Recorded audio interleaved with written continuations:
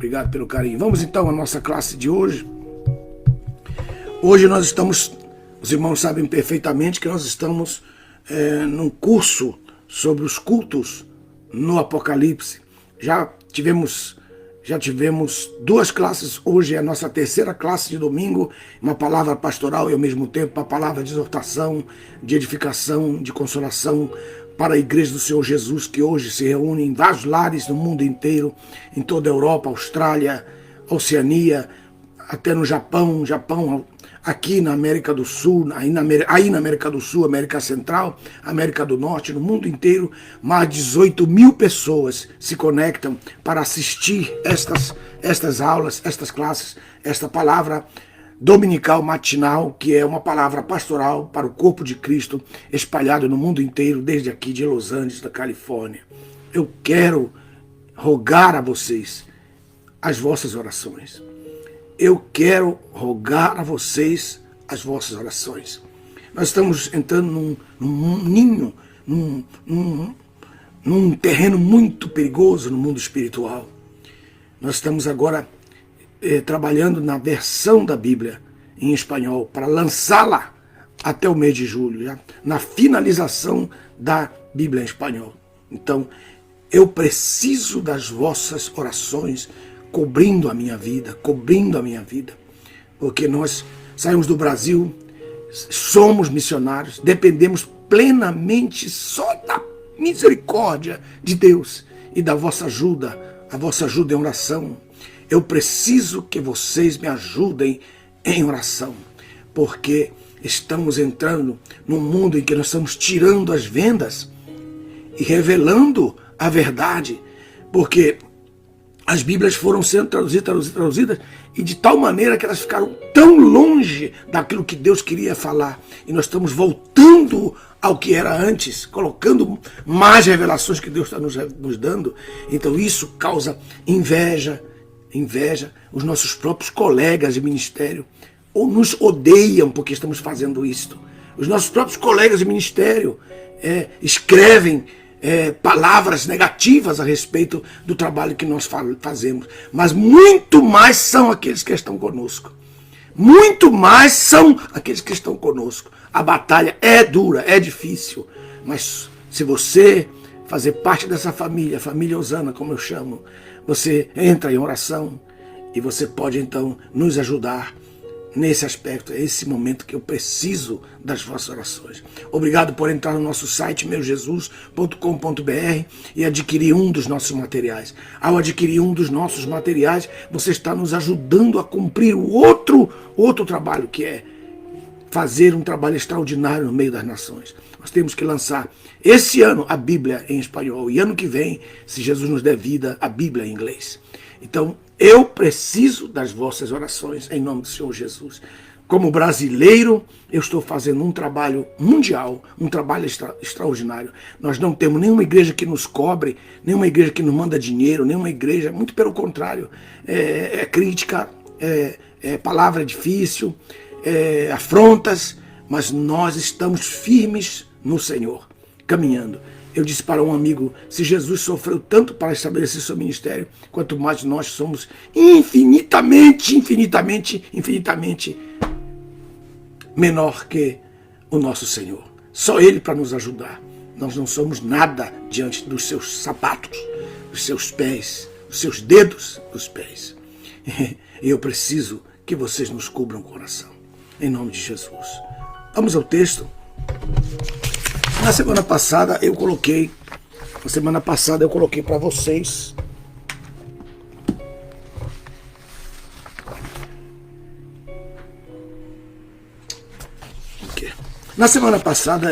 vocês a apostila. E a apostila... Onete, vem aqui, por favor. Eu acho que dentro dessa minha pasta aqui tem um óculos. Tira para mim que o meu caiu aqui e eu não posso pegar. Muito bem. Eu então coloquei na aula passada uma apostila aí. Está postada nessa mesma página, que é a página que você está nesse momento. Então, nessa parte, você tem... Muito obrigado. Nessa parte, você tem aí a apostila. Aí alguns irmãos não sabem. É só selecionar, né? Fazer a seleção, colar e colocar no Word, né? E nesse passo aí, você pode, então, fazendo esses passos, você pode baixar a apostila, que é essa que eu tenho aqui na minha mão. Eu disse que ia dar essa apostila para vocês. Aí o irmão disse, pastor, a apostila só tem os versículos, só tem o texto. Tem o texto e as divisões, né? Disse, o senhor só colocou os textos do Apocalipse? Não, não coloquei só os textos. Os textos estão em ordem, estão com os seus títulos. E agora aí nós queremos entrar na página 2, que é o terceiro culto. Terceiro culto, que é o culto dos primeiros mártires da grande tribulação. Já entrando já na aula, aqui, eu coloquei aqui o diagrama de Apocalipse. E vocês têm esse diagrama. Esse diagrama que vai do capítulo 1 até o capítulo 22, que vocês têm aí, ó, está bem claro aí para vocês. As 7 igrejas da Ásia, que estão no capítulo 2 e capítulo 3. O trono do Pai, que é o capítulo 4. Né? Aí depois o Redentor toma o livro no capítulo 5. Os 6, 7 e 8 são os capítulos do selo. Entra um pouquinho no 8. Eu pus aqui uma reticência que vocês estão vendo aí. Entra um pouquinho no 8, as 7 trombetas, esse diagrama. E termina um pouquinho lá no capítulo 12. Capítulo 12, quando é a queda do dragão das regiões celestes. Muitas pessoas pensam que Satanás está no inferno. Essa teologia, né, que o irmão falou, pastor Nelson inventa, pastor Alderi Nelson. Ou alguns sem respeito nenhum, eles dizem, o Alderi, sem respeito, sem nada, né, como se eu fosse amigo deles, nem conheço essas pessoas. Elas dizem assim, ele inventa, ele fica inventando coisas. Eu disse, pelo menos se eu inventasse, já seria original. O duro é quando a gente copia dos outros, né? E realmente, isso vocês não podem falar de mim absolutamente, porque o que eu coloco é aquilo que eu faço, eu mesmo produzo, eu mesmo faço esse trabalho. Então, tem os nossos desenhistas, que fez esse desenho aqui, foi o Marcelo Gonçalves. Esse desenho não é copiado da internet, esse desenho aqui, as pessoas me copiam, elas pegam e copiam, né? Outro dia, um pastor amigo meu me mandou esse diagrama em japonês, né? Mas aí ele me pediu autorização. Tem uns que não pedem e colocam o nome deles ali embaixo, né? Muitos fazem isso, são piratas. Então, aqui no 9, 10 e 11, então está só as 7 trombetas e tem os 3 ais no 5 e no 6. Olha que diagrama legal isso aqui, né? Isso aqui é um diagrama tremendo. Aí o 13 e o 14, a primeira e a segunda besta. A trindade diabólica forma o dragão, o anticristo e o falso profeta. Aí no 15, 16 e 17, um pouquinho no 17, as 7 taças. E no 6 e no 7, as 3 rãs que vão ser enviadas para convocar, são espíritos malignos que saem da boca do dragão, Satanás e do falso, e do anticristo, perdão, que elas são enviadas aos reis da terra e elas então trazem os reis para o Armagedon, a grande batalha do Armagedon, que vai acontecer no capítulo 19, aqui no Armagedon. Então esse período vai demorar uns meses até que eles possam chegar. A queda da grande Babilônia começa a ser anunciada no 16 e termina num pedacinho do 19. E quando as bodas do Cordeiro se dão, essa parte aqui das bodas é muito importante, a parte das bodas, porque é a reunião de todos os que participaram dos cultos anteriores, que é o último, né? Todos juntos, são 7 grupos, são 7 cultos, 7 grupos que vão se juntar e formar um só, para que então todos estejam prontos para as bodas do Cordeiro. Esse aqui é um tremendo de um diagrama extraordinário. Você pode dar aula, pode ensinar, tira um print aí, né? E não esqueça de colocar o copyright aqui dos direitos do Seminário Osana. Amém, meus irmãos? Isso aqui é honesto e justo. Você pode fazer. Então, nós temos aqui o primeiro culto, o segundo culto, o primeiro culto no capítulo 4, que foi somente ao Pai. Você pode observar ali que só está o Pai. No capítulo 5 já entra o Pai no culto. Nesse culto, o Cordeiro fica em pé e o Pai anuncia para os anjos que Ele é Deus, que Ele é Criador. Isso você tem que juntar o capítulo 5 de Apocalipse com Hebreus capítulo 1 e o capítulo 2, que você tem que juntar para entender esse culto que eu falei na aula passada. No capítulo 6 e o capítulo 7, entram então dois grupos novos, que é o segundo culto em si. Então vamos para lá. Então vamos lá. Você pode baixar essa apostila aí, está aí, é só você descer aí o elevador do seu computador, tem aí, seleciona essa apostila e baixa. Não tem nenhum segredo para fazer isso. Se você não entende de computador, realmente eu não posso lhe ajudar. Eu não posso mesmo, eu já fiz o máximo para te ajudar e agora você tem que, né, usar a inteligência que Deus deu para você. Se você não puder usar, então eu realmente vou sentir muito. O capítulo 6, versículo 9, diz assim: quando o Cordeiro, o texto diz, quando o Cordeiro rompeu o quinto selo, vi debaixo do altar as almas daqueles que foram degolados por causa da palavra de Deus e por causa do testemunho que mantinham. Este ato, deixa eu pegar aqui uma coisa, eu não sei falar sem ter uma caneta na minha mão. E aqui então, ele rompe o quinto selo. Então, vamos para lá. Capítulo 6. Capítulo 6. Capítulo 6. Capítulo 6. O primeiro selo, veja assim. O primeiro selo, vocês estão vendo aí, vi quando o Cordeiro abriu o primeiro dos 7 selos, eu ouvi os 4 querubins dizer, um voz de trovão, vem e vê. E olhei, e vinha um cavalo branco, e que estava montado sobre ele, tinha um arco, e foi-lhe dada uma coroa, saiu vencendo para vencer. Esse aqui é o anticristo. Esse aqui é o anticristo. E alguns colocam o desenho aí, eu já vi vários que colocaram na página, um ser montado num cavalo branco com um arco, e dizendo, Jesus está voltando, né?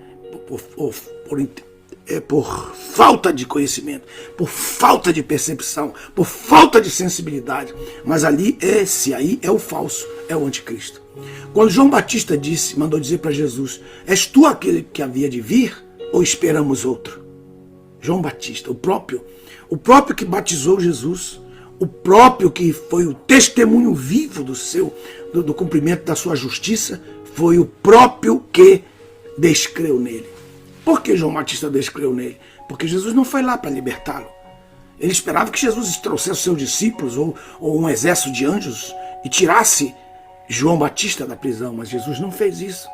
Ele cumpriu seu ministério. Você sabia que era para que João Batista estivesse no dia da entrada triunfal de Jesus? Os últimos versículos de Malaquias profetizam isso. Aí alguém pergunta, pastor, mas isso aqui não se cumpriu? A palavra de Deus é viva e eficaz.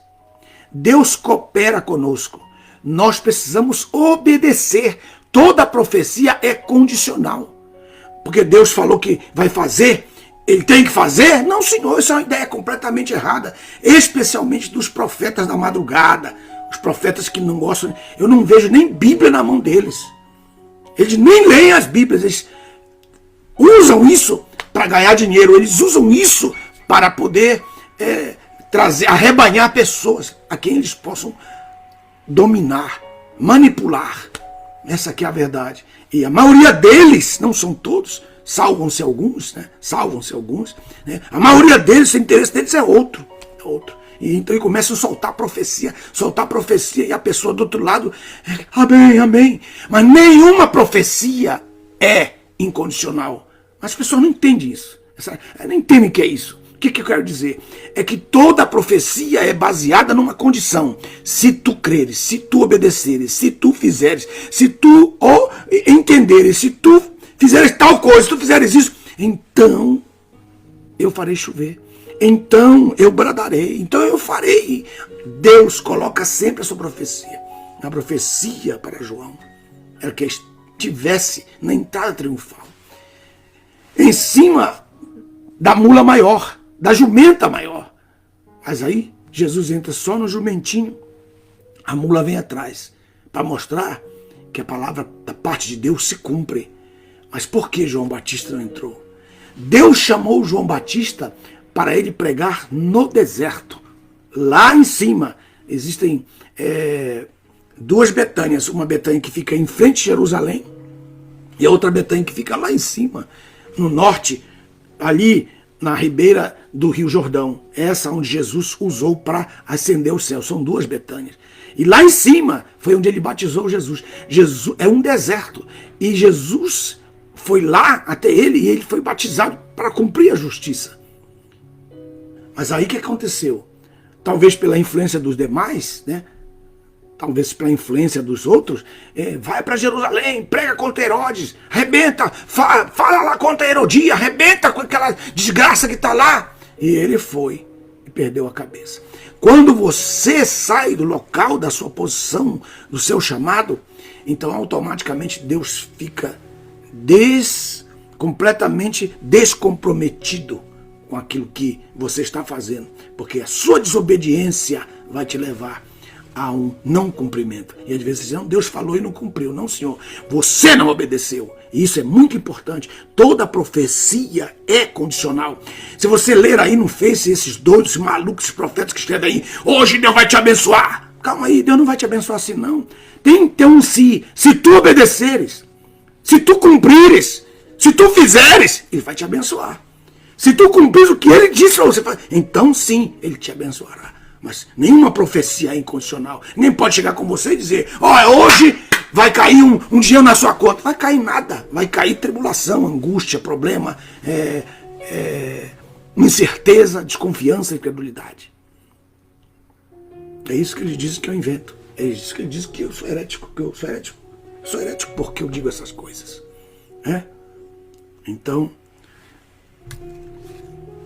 esse texto que nós acabamos de ler, que é a falsidade, a pirataria, nós estamos vivendo hoje. Nós estamos vivendo esse momento. Então aparece o anticristo no primeiro selo. No segundo selo vem, diz o segundo selo, vem o verso 6. Né? Quando abriu o segundo selo, ouvi o segundo querubim dizer, vem e vê. O trono sempre está no controle de todas as ações de juízo de Apocalipse. Vou repetir. O trono de Deus estará sempre no controle de todas as ações de Apocalipse.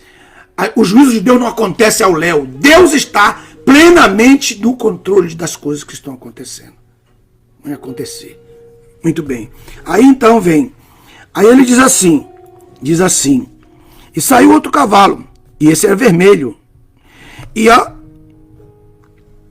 ao que estava montado sobre ele foi dada uma grande espada. E com ela, pode ver a espada. Essa espada está ligada ao Islã. Essa espada está ligada ao Islã. A partir daqui, você vai ver a espada. E nós estamos...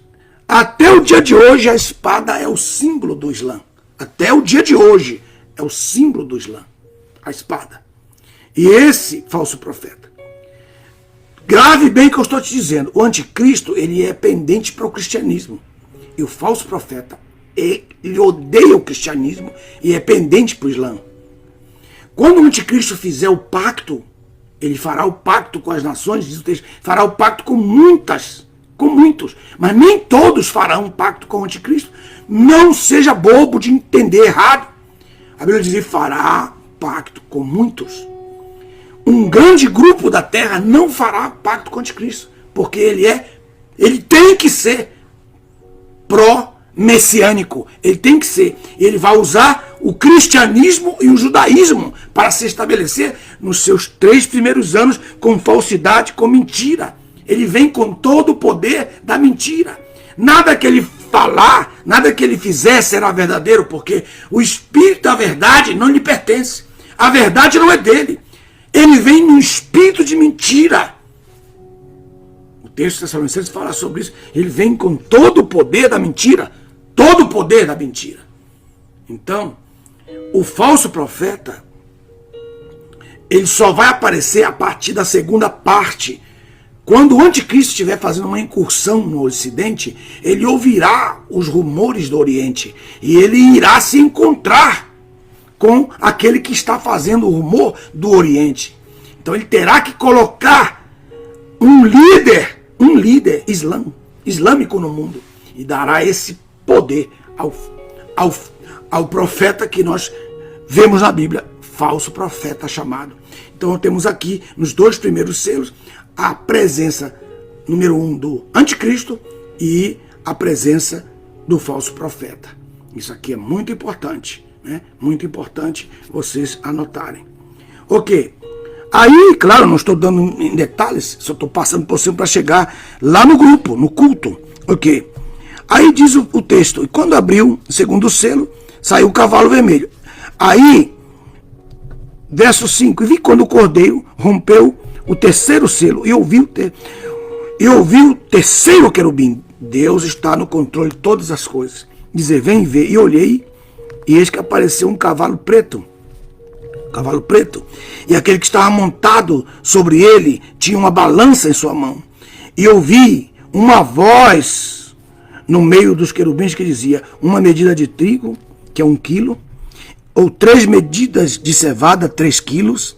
Só quem tem a versão de Nelson tem tudo isso aqui já mastigado. Pelo salário de um dia, quer dizer, 1 denário, mas não afetes o preço do azeite e do vinho, que eu sempre digo que as áreas onde há azeitonas e as áreas onde há vinha, Deus vai preservar por uma maneira extraordinária que eu não posso falar agora, porque essa não é a razão da minha aula, mas tem um mistério extraordinário aqui. Verso 7. E vim quando o cordeiro abriu o 4º selo e ouvi a voz.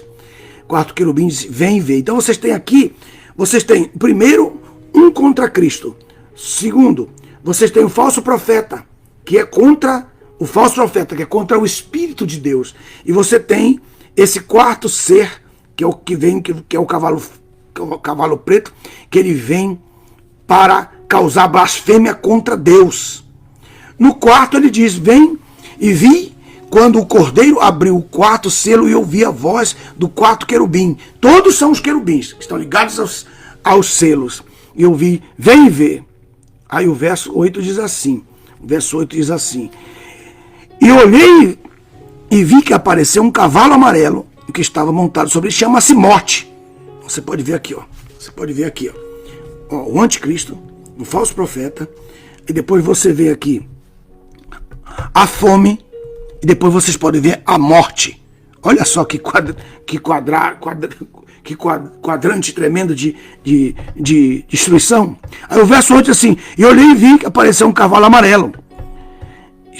E o que estava montado nele chama-se Morte. E diz aqui o Hades o seguia. Nas Bíblias Serrotinho está escrito inferno. Mas escute uma coisa. O inferno ainda não foi inaugurado. O que existe mesmo é o lugar de tormento, que é um departamento do Hades. O Hades tinha 3 departamentos. Agora ele só tem 2. Por quê? Porque o paraíso foi levado dali para o paraíso celestial, para a dimensão será da Nova Jerusalém. Então ele foi levado dali. Ficaram então funcionando 2 lugares, que é o lugar de tormento e o abismo, aonde os demônios são presos. E alguns, desde os dias antediluvianos até o dia de hoje, estão ali. E ali tem um poder ali que comanda, se chama Apolion, que não é Satanás. Que alguns ensinam que um dos nomes de Satanás é Apolion. É mentira! Esse é um principado que está ali, que o nome dele é Apolion, mas não é Satanás. Esse abismo, os demônios tremem de ir para lá. E todos os que creem em Cristo e que querem eliminar um problema na sua vida, é só pedir aos anjos de Deus que estão consigo para atá-los, prendê-los e lançá-los no poço do abismo. Pergunta para eles se eles conhecem Apolion, que você vai ver que eles vão gritar, eles vão berrar, eles vão lutar. Faz esse teste. Nós fomos chamados para trazer liberdade aos oprimidos. E muitos nem creem nisso aí. Muitos nem creem, têm medo. Quando um demônio aparece, aí os irmãos vão embora da igreja, porque a autoridade foi dada à igreja. Nós somos os predadores. Os demônios são A presa! E eles, como é possível a presa fazer medo ao predador? Por que você tem medo? Porque você não tem o poder de Deus na sua vida, que é o poder do Espírito Santo na sua vida. Então, nós temos aqui a morte, número 4. Aí diz aqui que foi dada a autoridade sobre a quarta parte da terra para matar com a espada. Para matar com o quê? Com a espada. Que vocês estão vendo aqui. Porque há uma diferença de tempo, que é a diferença de tempo, quero passar aqui para vocês, que é importante isso que eu vou fazer vocês marcarem. É importante aqui, ó. Aqui, ó. O primeiro selo, aqui, ó, o primeiro selo e o segundo até o sétimo, do segundo até o sétimo eles vão se cumprir sequencialmente. Mas entre o primeiro e o segundo selo vai ter uma diferença de 3 anos e meio. Por isso o anticristo fica sozinho durante 3 anos e meio. No segundo, aí já vem o anticristo, a fome e a morte. Estão percebendo aqui? Por quê? Porque do capítulo 6 em diante, quando ele abre o primeiro selo, o anticristo reina 3 anos e meio. E aí, do segundo selo em diante, sequencialmente acontece para poder entrarem as 7 trombetas e depois as taças. Então nós temos 3 eventos, os selos, as trombetas e as taças. Mas entre o primeiro e o segundo selo tem 3 anos e meio de diferença. 3 anos e meio de diferença. É muito importante esse aspecto aqui, é importantíssimo. E as pessoas não... Por isso que vocês têm aí a cooperação da espada com o que tem a espada na mão. Quais são os versículos? Você anotar aí na sua Bíblia. Quais são os versículos? Tem uma espada no verso 8 e a espada no verso 4. Você faz essa... Eu sempre faço assim, vou mostrar como é que eu faço sempre. Estão vendo aí, ó? Eu sempre faço essas anotações e puxo uma bolinha na outra. Você está vendo aí, ó? Eu puxei do verso 8 para o verso 4. Espada com espada. Que isso não somente eu gravo, mas também facilita o entendimento quando eu estou falando sobre isso. Então, esse aspecto aí. Então vem que? Então, automaticamente eu percebo que com a fome, com a espada, com a perseguição, né? Então, esses 3 anos e meio, que serão 3 anos de uma falsa paz, muitas pessoas ainda sobreviverão até chegar à metade da grande tribulação. Muita gente vai se enganar, como está acontecendo aqui nos Estados Unidos. Ah, ele é um grande homem, está fazendo uma grande obra, É isso aí. Assim que vai acontecer, desse mesmo jeito vai acontecer a entrada do anticristo. As pessoas logo mudarão as suas opiniões concernente ao anticristo. Não, ele que é o Cristo mesmo. Ele é o Cristo, ele é o Cristo, ele é o Cristo. E serão enganadas. Agora, tem uma coisa importante que eu queria mostrar para vocês. Deixa eu ver se eu consigo pegar um pedacinho só, né? Pegar só esse pedacinho aqui, que é um pedacinho para vocês entenderem isso aqui, né? Um momentinho só. Só um pedacinho aqui desse papel. Vamos colocar aqui. Nesses 3 anos, vou colocar aqui, nesses 3 anos e meio, né, com 3 anos e meio que vocês vão ter aqui, o falso profeta domina aqui, o anticristo domina aqui. Quando o falso profeta entrar, ele vai destruir a falsa igreja, porque ele não vai aguentar, ele vai destruir. Logo no início aqui diz que ela vai ser destruída, que é o capítulo que começa no capítulo 16 e vai até o 19. Que é esse aspecto. Então, o profeta, o ódio que ele terá da falsa igreja. A falsa igreja que passará a grande tribulação. Não a verdadeira, a igreja já foi. Né? Porque quando Jesus voltar, ele vem das bodas. Quando Jesus vier, ele vem... Não confunda arrebatamento da igreja com a segunda vinda literal de Jesus. O arrebatamento da igreja é a nossa entrada na cidade que desce. Quando a cidade chegar no lugar onde ela vai ficar, que é sobre a terra, então nós sairemos da cidade com ele. Já teremos participado das bodas. E a Bíblia diz que quando ele vier, ele vem das bodas. Onde está escrito isso? Em Lucas capítulo 12, Lucas capítulo 12, Jesus mesmo falando isso,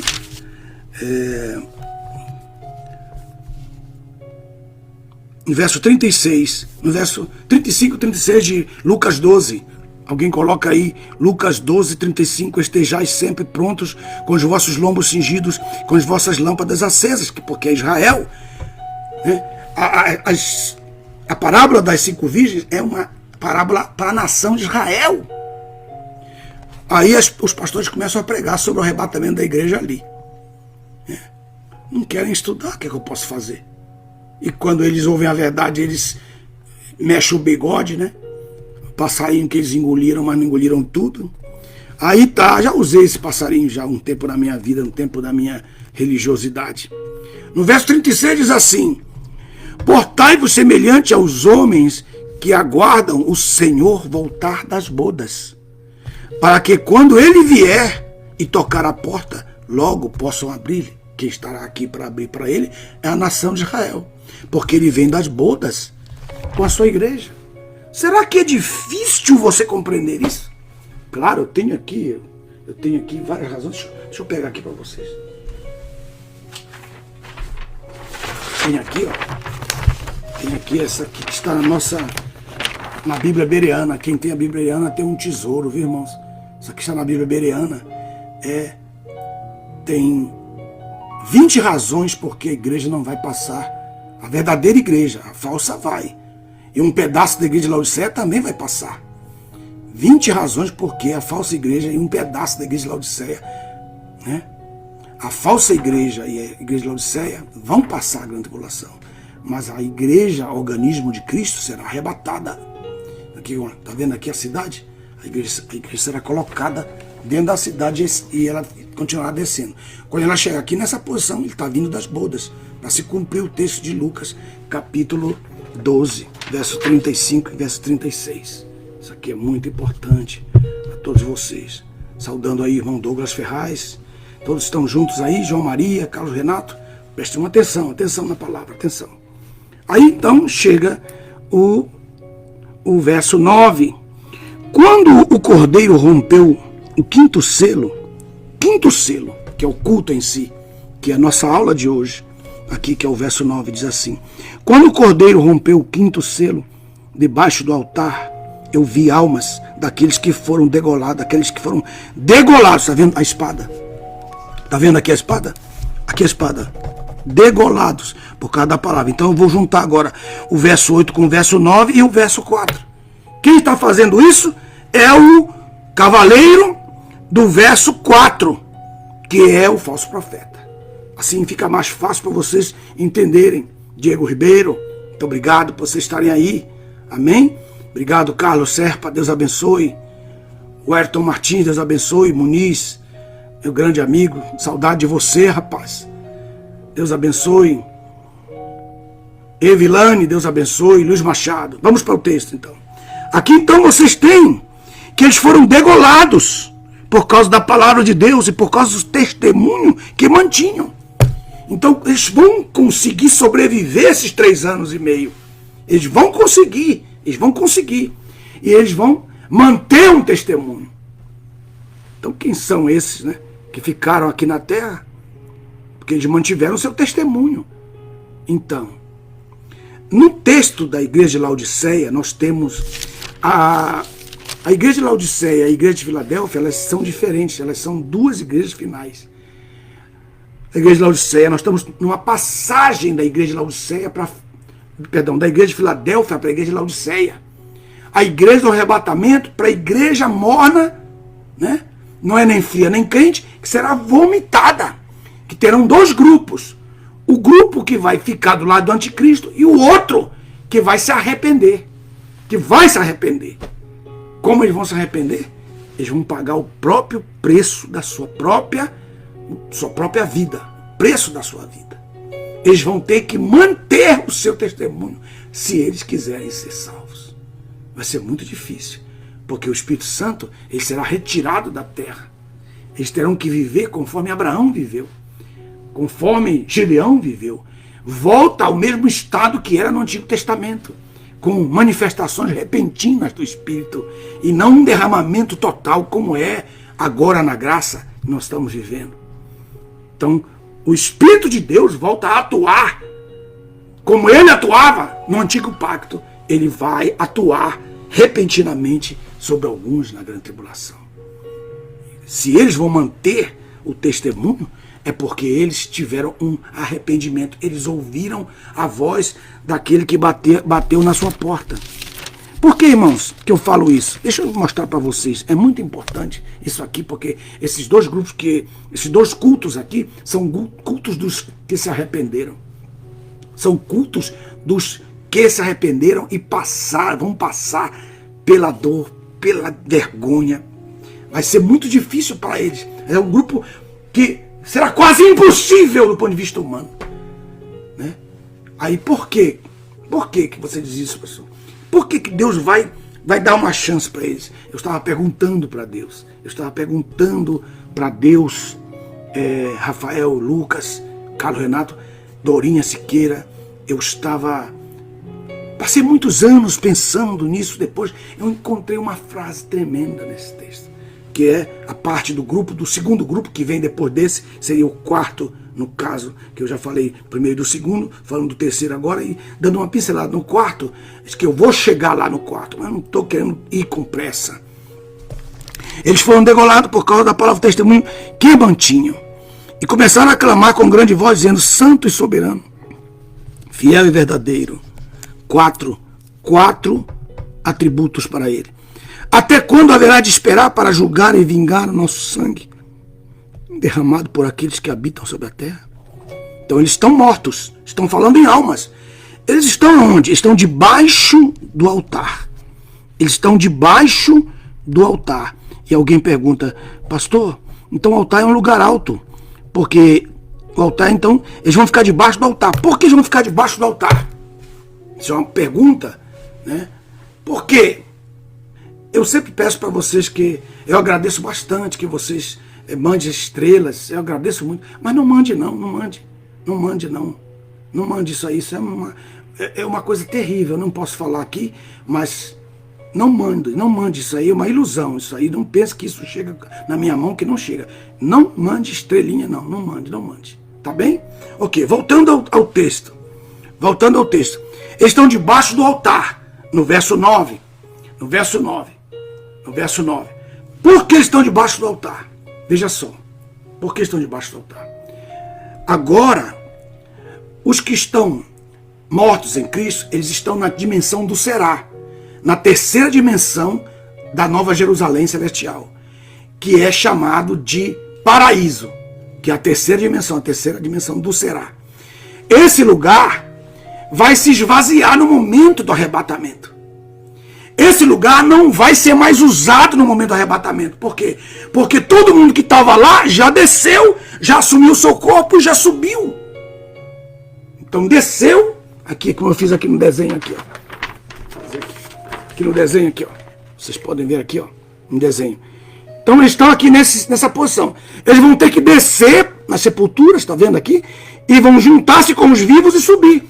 Então esse lugar, que é o lugar da terceira dimensão, que é o paraíso, onde estão os que morreram em Cristo, vai estar vazio, vai estar selado. Então ninguém pode ir mais para lá. Então Deus vai dizer assim: agora, os que vão morrer na grande tribulação unicamente, onde que nós vamos colocá-los?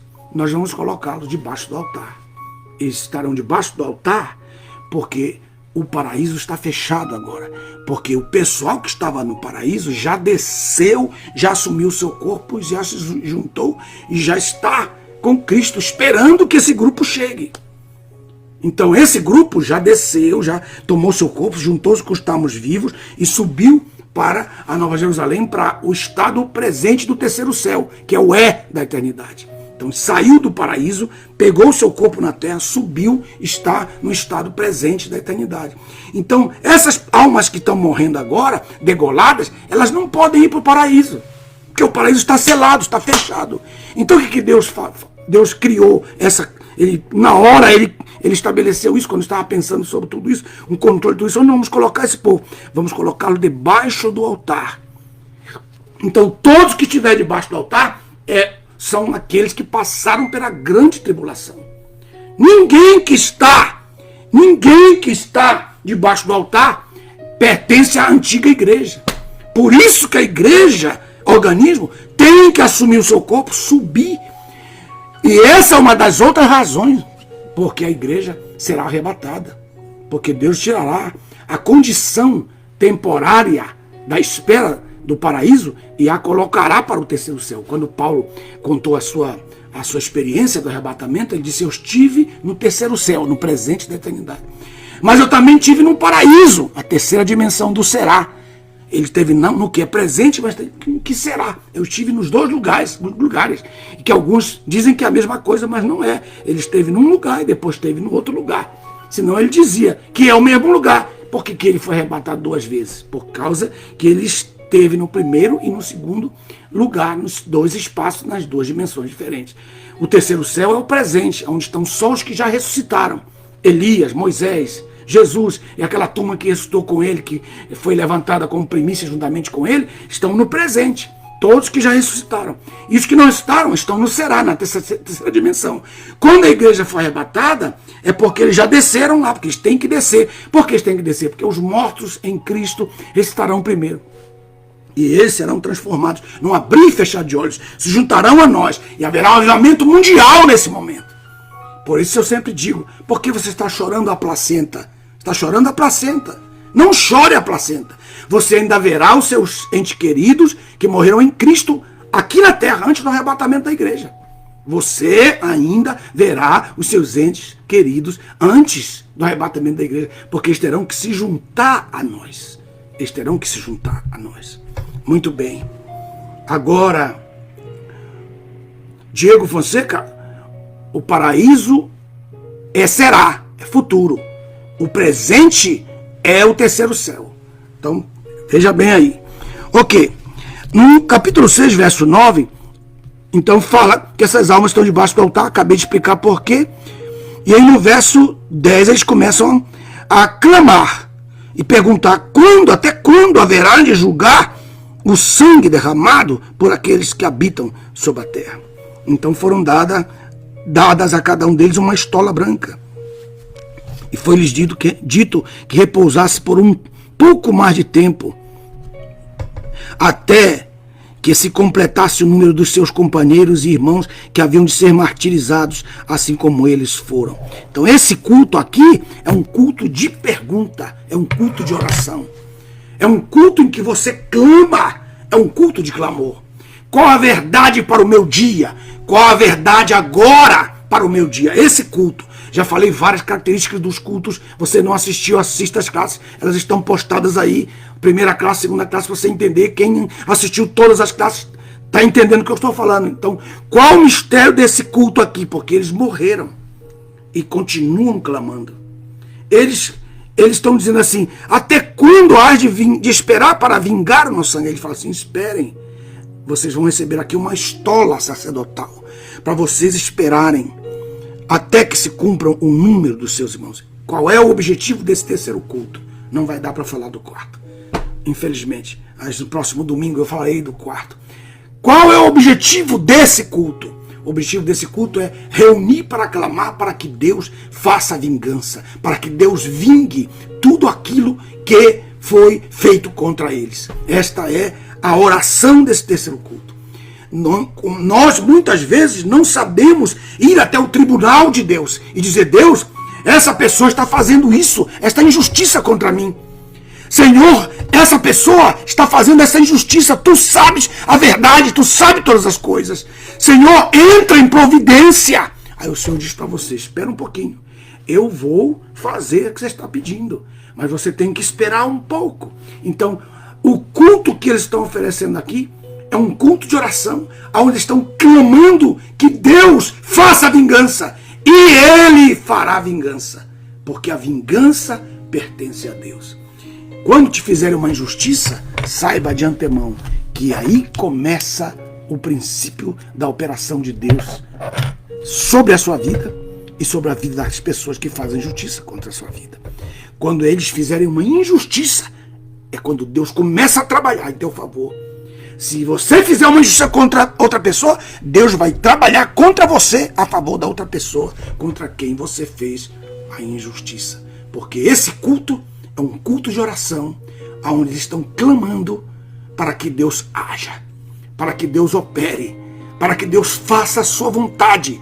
Mas Deus diz assim: eu farei no tempo em que se completar o propósito.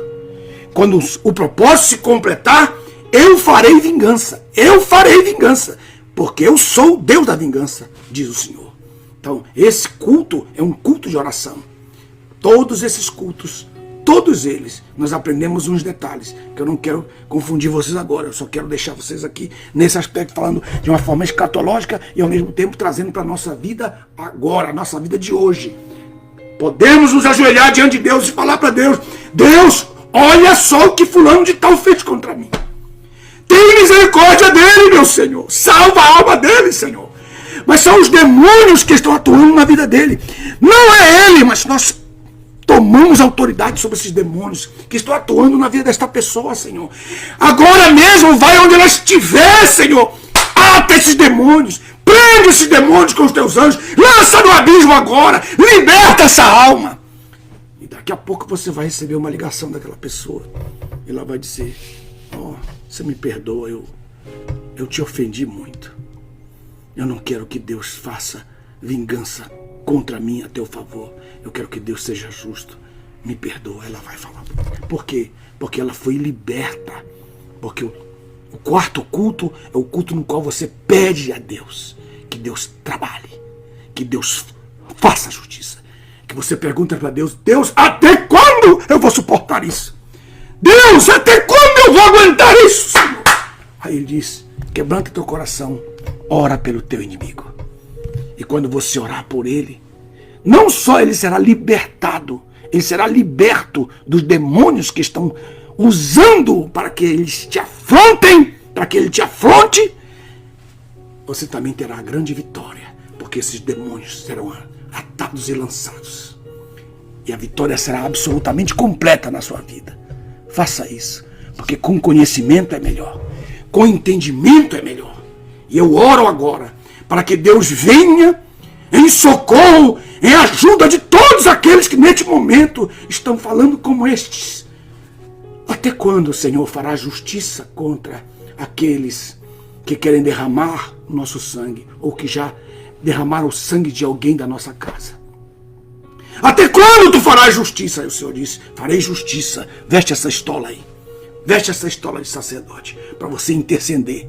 A estola sacerdotal é para você orar, é para você interceder. A oração é a base. A oração, Deus quer ouvir de você. Não fique falando pro A, pro B, o que fulano de tal fez contra a sua vida. Não fique falando pro C, pro D, pro F, pro H. Eles não vão te ajudar. Entre no culto do capítulo 6, verso 9. Entre nesse culto aí e fale com Deus. Vista a estola sacerdotal do intercessor e Deus te dará vitória. Pai Celestial, em nome de Jesus, todos aqueles, Senhor, centenas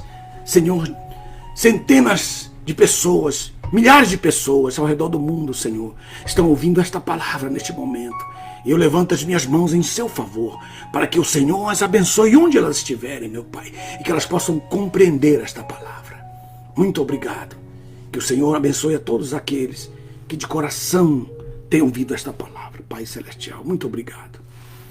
Amém. Eu quero abençoar você, todos aqueles que de coração também têm orado por nós, pela minha família, todos que fazem parte do grupo, né, Projeto 99, que eu todos os dias oro pelos nossos irmãos do Projeto 99, por aqueles que sentem no coração de ir lá na nossa página Meu Jesus e fazer aquisição de algum material para que possa ser abençoada e para que possam ser abençoados e que também nos abençoe também aqui no trabalho que nós estamos fazendo, agradecendo a Deus por todos aqueles que cooperaram nesta semana com as suas ofertas, que o Senhor possa colocar suas vidas no seu altar e que eles possam ser agora mesmo, ó Deus, faz isso, Senhor, todos que com o coração ofertaram nossa obra, Senhor, que creem que esta obra te pertence, Senhor, põe os teus olhos, transforma-os nas meninas dos seus olhos. Cuida deles, guarda eles, blinda eles do mal, pelo poder do sangue da santificação que foi depositado no altar, para que eles possam viver no mundo livres do mal. Faz isso, meu Pai, em nome de Jesus. Agora abençoa a mim e minha família que estamos saindo para aí, Senhor. Para aí, Senhor. Neste lugar que, de uma forma extraordinária, agora o Senhor supriu nesta manhã. Muito obrigado, Deus, porque o Senhor nos abençoe e nos guarda. Obrigado, meu Pai, porque o Senhor nos dá a graça. Em nome de Jesus. Amém.